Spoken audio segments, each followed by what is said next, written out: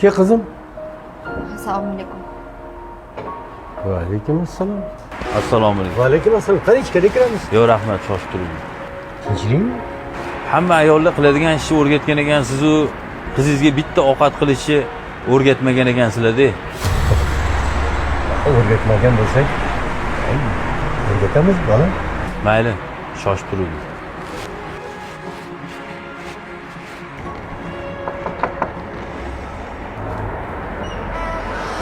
Assalomu alaykum. Va alaykum assalom. Yaxshi keldingizmi? Rahmat. Kiring ichkariga, adam sizni kutib turadilar o'zi.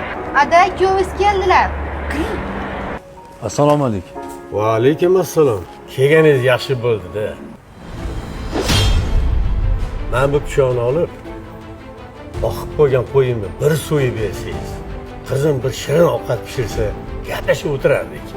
Men qo'y so'yishni bilmayman. Umrimda qo'y so'ymaganman. Otangiz haqiqiy erkak qiladigan ishni qo'y so'yishni o'rgatmagan ekanda. Bolam bir donishmanddan so'rashgan ekan.